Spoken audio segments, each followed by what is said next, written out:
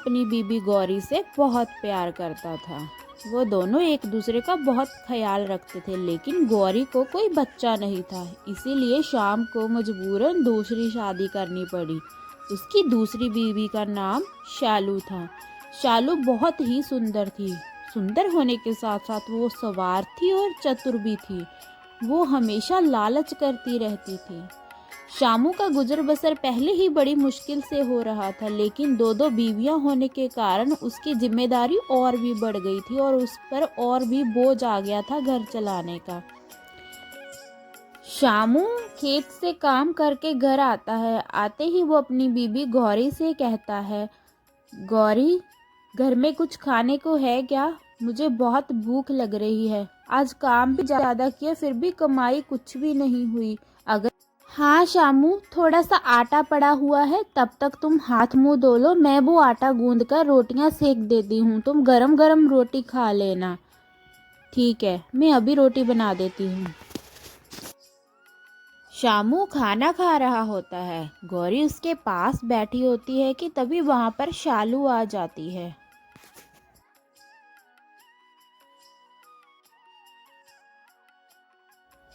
शामू, आज कमाई हुई है क्या?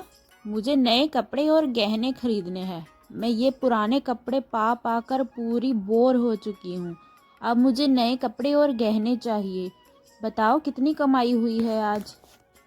अरे शालू, ये कैसी बातें कर रही हो? मैं तो खाने तक के पैसे नहीं ढंग से जुटा पाता और तुम्हें नए कपड़े और गहने कहाँ से लेकर दूँ? तुम्हें तो पता है कि मेरा धंधा मंदा चल रहा है।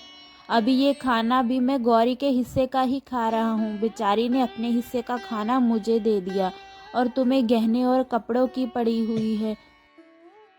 शालू भी नाराज होकर वहां से चली जाती है। गौरी को पता चल जाता है कि शालू को बुरा लग गया है और गौरी को उसके लिए बुरा लगता है। तभी शालू अपने कमरे में अकेली बैठी कुछ सोच रही होती है। तभी वो अकेले ही अपने साथ बुड़बुड़ाने लगती है, कहने लगती है कि ये गौरी हर वक्त शामू के साथ चिपकी रहती है, उसे खाना भी यही देती है और शामू भी पूरे पैसे लाकर गौरी के हाथ में रख देता है। मुझे तो वो कोई पैसा देता ही नहीं। अगर ऐसा ही चलता रहा तो मैं ऐसे ही गरीबी में मरती रहूंगी। ऐसी जिंदगी मुझे नहीं चाहिए। मुझे तो ऐशो आराम चाहिए था और नए कपड़े गहने चाहिए थे। मुझे कुछ करना होगा। क्यों ना आज शामू के लिए रोटियां मैं सेक दूं?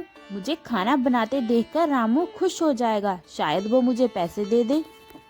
तभी शालू खाना बनाने लगती है और शामू वहां आ जाता है और शामू उसे खाना बनाता देखता है और बोलता है, अरे वाह, आज तो तुमने जल्दी ही रोटियां सेक दी। अच्छा किया, मुझे बहुत भूख लगी थी। जल्दी से मुझे खाना परोस दो, जल्दी से खाना खा लेता हूँ, बहुत भूख लग रही है। तभी शामू खाना खाने के लिए बैठ जाता है। शालू भी शामू के पास बैठ जाती है। गौरी एक कोने में खड़ी होकर उन दोनों को देख रही होती है। गौरी बहुत खुश होती है कि कम से कम शालू ने अपनी जिम्मेदारी तो समझी, वो शामू का ध्यान तो रख रही है। पर लेकिन ये खुशी कुछ ही देर की थी, क्योंकि शालू स्वार्थी थी। शामू, तुम सारा पैसा गौरी के हाथ में देते हो, मुझे तो कुछ देते ही नहीं हो और सारा दिन उससे चिपके रहते हो। मेरा तो तुम ध्यान भी नहीं रखते। मैं भी तो तुम्हारी पत्नी हूँ गौरी की तरह।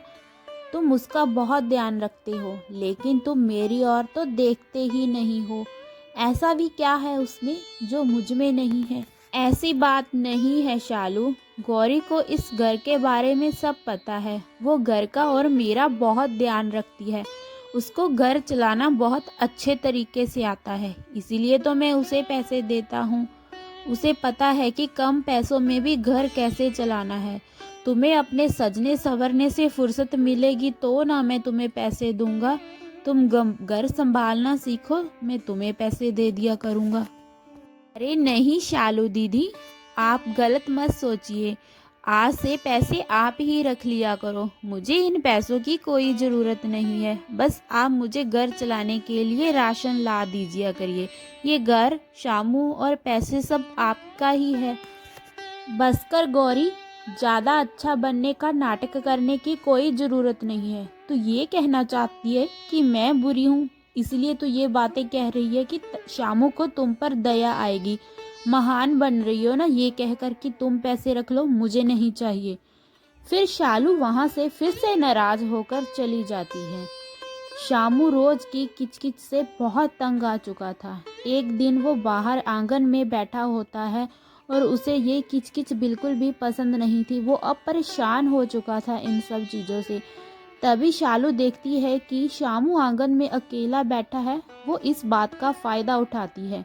अरे शामू, तुम इतनी कमाई करते हो फिर भी घर में 2 वक्त की रोटी बड़ी मुश्किल से आती है। आखिर तुम्हारे पैसे जाते कहाँ हैं? मुझे तो ऐसे लगता है कि गौरी पैसे चुराती है। वो तुम्हारे पैसे छुपा कर रखती है, तभी तो हम लोगों को इतनी मुश्किल से खाना खाने को मिलता है। तुम तो रोज काम पर जाते हो, रोज पैसे लाते हो। ये गौरी के मन में चोर है, वो घपला कर रही है पैसों का। जरा ध्यान से सोचो कि इतने पैसे कमाने के बावजूद भी हमारी आर्थिक हालत इतनी गंदी क्यों है।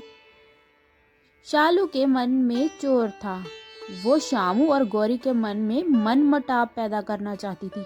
अरे हाँ शालू, ये बात तो मैंने सोची ही नहीं। इतनी मेहनत करने के बाद भी हमको खाना बड़ी मुश्किल से मिलता है, वो भी रूखा सूखा। मैंने इस बात के बारे में कभी सोचा ही नहीं था। शायद तुम सही कह रही हो। ये तो बात मेरे दिमाग में कभी आई ही नहीं। अगर तुम ना बताती तो मुझे कभी भी नहीं पता चलता।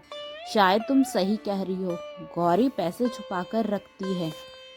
तभी गौरी अंदर से उन दोनों की सारी बातें सुन लेती है। आंखों में आंसू आ जाते हैं और वो बहुत उदास होती है और मन ही मन सोचने लगती है कि शामू भी अब शालू की बातों में आने लगा था। उसने ऐसा नहीं सोचा था कि शामू भी ऐसा करेगा। गौरी सोचती है कि अब वो दोनों एक दूसरे के साथ खुश है, मुझे इस घर से चले जाना चाहिए। मुझे उन दोनों के रिश्ते में नहीं आना चाहिए। अब शामू शालू के साथ खुश है, शालू भी शामू का ध्यान रखती है, तो अब उसका इस घर में क्या काम है। तभी गौरी घर छोड़कर जाने का फैसला कर लेती है। शामू भी गौरी से बात करना बंद कर देता है और उससे कटा कटा रहता है, उसकी तरफ देखता भी नहीं। गौरी इस बात से बहुत परेशान हो जाती है। एक रात वो अपना सामान बांध लेती है। जब शामू और शालू सो रहे होते हैं तो गौरी चुपचाप अपना सामान बांधकर घर छोड़कर चली जाती है। रात को उसे कोई भी नहीं देखता घर छोड़कर जाते हुए।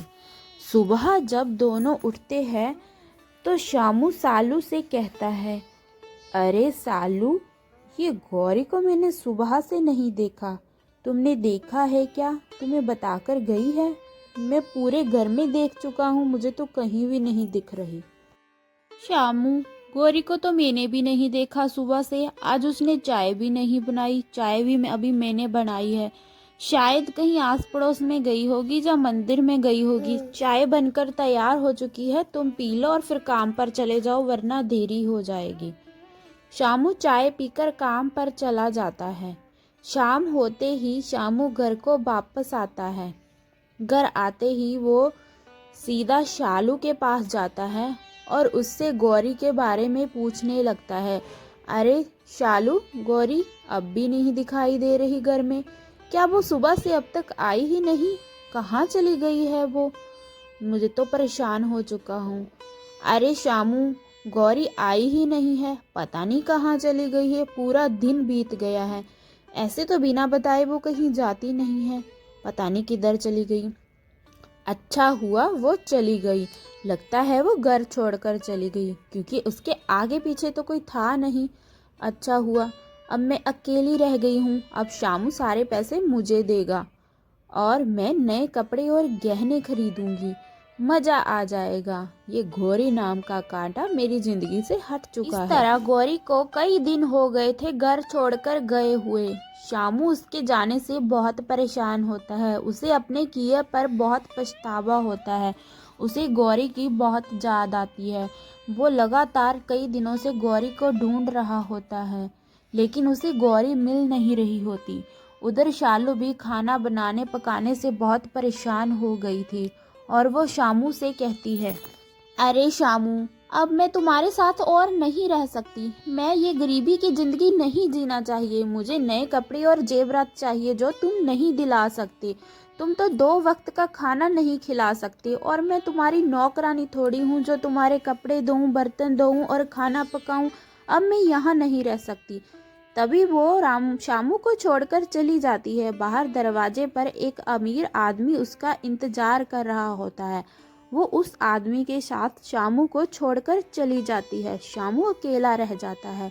शामू दिन रात गौरी को ढूंढने लगता है। वो गौरी की तलाश में इधर उधर भटकता रहता है। वो चाहता है कि कहीं ना कहीं से गौरी का पता चल जाए तो वो उससे माफ़ी मांग कर उसे मनाकर घर ले आएगा। तभी उसे दूसरे गांव के मंदिर में गौरी दिखाई देती है और वो गौरी के पैरों में गिर जाता है और अपने किए पर माफ़ी मांगने लगता है। गौरी की आंखों में आंसू आ जाते हैं। शामू की बातें सुनकर गौरी हैरान हो जाती है। उसे यकीन नहीं आता कि शालू शामू के साथ ऐसा कर सकती है। तभी गौरी को शामू पर दया आ जाती है और वो उसके साथ घर वापस आ जाती है और दोनों खुशी खुशी रहने लगते हैं। कुछ ही महीनों बाद गौरी एक सुंदर सी बेटी को जन्म देती है। गौरी और शामू बच्ची के आने से बहुत खुश आ जाते हैं। किस्मत का खेल तो देखो, जो माँ नहीं बन सकती थी, भगवान ने उसे बहुत सुंदर सी बेटी दी थी। तभी वो दोनों पूरा परिवार हो जाता है। अब उन दोनों का मकसद अपनी बेटी का अच्छे से पालन पोषण करना था और उसे हर खुशी देना था। अब वो दोनों बहुत खुशी से रहते थे। रामू का काम भी अच्छा चलने लगता था और उनकी छोटी सी बेटी उनके जीवन में बहुत सारी खुशियाँ लाई थी।